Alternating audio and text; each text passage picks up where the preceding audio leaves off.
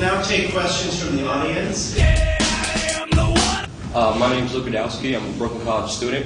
Now, with all due respect, and I pardon the discretion, but this is a very important question. On a PBS documentary, Rebuilding America, you made an infamous quote saying, "Pull it."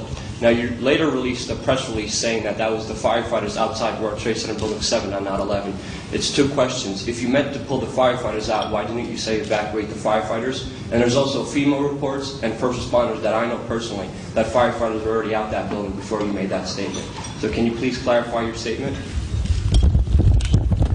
World Trade Center was brought down by a combination of events. The first was the falling antenna from the roof of the North Tower. That antenna came crashing down and sliced through the facade in the front of 7. As it did so, it ruptured fuel lines in the building, which fuel lines were there to serve the emergency generators for the city's, I forget the name of what was the name of the emergency response system of the city where it was located at 7 World Trade Center. Nevertheless, that antenna sliced through the fuel lines, caught fire. That fire started to burn and burn intensively. That fire seemed to burn through the rest of the day. By, I forget what time it was, must have been around 3:30, 4 o'clock, 4:30 in the afternoon. Clearly, that building was on its way down. And I remember receiving a call from which of the members of the fire department saying that this is a terrible problem and they're not going to be able to contain it. We also had been in touch with our people in the building who told us that all the personnel, all the people who worked in the building, all the personnel in that building had been evacuated. And at that point it became obvious that building was on its way down. And by golly, it was unfortunately, the last of the buildings to come down on 9/11. Fortunately, it was the first of the buildings to come back after 9/11, and that's where it is today. Thank you. The speaker in the rear. Thank you, sir. Regarding that quote, sir, the fire department commander at the time of 9/11 was Chief Daniel Nigro, and he recently made a statement in which he denied having that conversation with you about Building 7. And plus, we know from FEMA reports that the firemen were pulled out of the building much earlier in the day due to lack of water supply. So, sir, could you please get it on the record exactly who was it from the fire department that you spoke to about Building 7 on that day? Thank you. Go on to the next question. What an answer. What an answer. Can we get a response, sir? Can we go on to the next question, please? Okay. 3,000 people died, sir. Can we get an answer, please? Answer.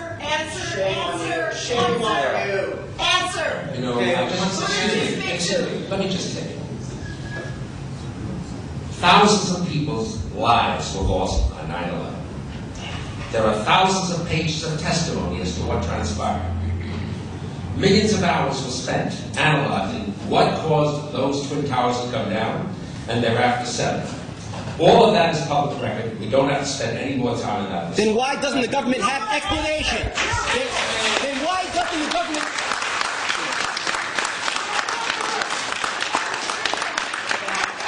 Wait. You want to build buildings on it.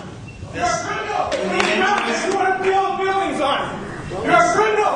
Then why doesn't the government have an explanation, sir? If you do, why don't they? Okay, we're on. Then why doesn't the government have an explanation, sir? If you do, why don't they? Okay, First responder heard the countdown to blow building 7 from 1 to 10. Enough. Okay, The topic is the future of Lower Manhattan.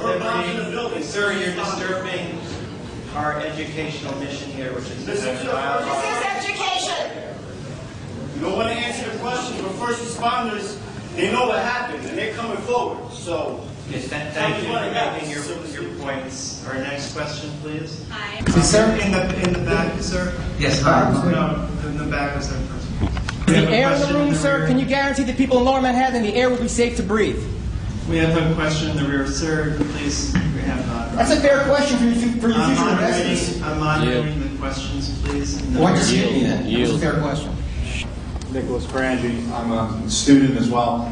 My question I don't mean to be antagonistic or any way divisive, but with respect to what the first gentleman asked, I would just hope that we could clarify that, because there is a good deal of controversy about the comments that you had previously made in 2001 on that PBS documentary. This question has already been asked, and I understand, but it's the purpose of it's just going to keep creating controversy. So if you could just put it to rest and the future of Lower Manhattan. Is that possible? It's not focusing Can we be civil? on 9/11. So if anyone else would like to ask a question, the future of Lower Manhattan, it's not focusing on 9/11. So if anyone else would like to ask a question relating to that, it's the same question. Hi, I'm Judy Jones. I'm Mark Moore. Thank you for appearing and taking time out of your busy day to talk with us. This is kind of a female question. Do you see, or when do you see, better female shopping stores in our area? We're going to get 500,000 square feet of shopping, some of it female shopping, down at the trade center. Hi, my name is David Chen. I have one question. With regard to insurance in the World Trade Centers, I was wondering how you can attempt to justify the attacks, the fall of towers and the fall of Building 7 as two separate terrorist incidents as opposed to just one. Well, there's a court system in America that provides for disputes of this nature, and after protracted litigation, the courts found that half of the companies that had signed on to a particular form of policy were only responsible for one event. The other half of the companies who had signed on to another form were responsible for two events. And as a result, appeals were taken, and the decisions were finally rendered by the appeals court, and it is a done issue at this juncture. I would say easy to justify when you have two planes coming to two separate towers at two distinct time frames, bringing the two towers down independently. You can call that anything but two events. And so I will simply tell you what the case got resolved based upon the forms, the specific forms, and what those specific policies held in their language as being controlled in one event or two events. And those companies have been declared to have signed on to one form, to one event policy, were paid one event, and those who signed on to two, paid two. That was it. Yeah. This will be our last question from student here, one of our honor. As soon as the event was over, you saw Larry run out, literally run out. I never saw an old person run so fast. Run out the back door. I remember getting a call from the fire department commander telling me that they were not sure they were going to be able to contain the fire. And I said, we've had such terrible loss of life. Maybe the smartest thing to do is pull it. And they made that decision to pull, and then we watched the building collapse.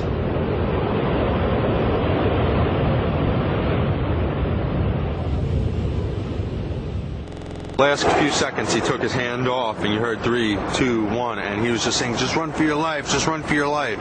And then it was like another 2, 3 seconds. You heard explosions, like boom.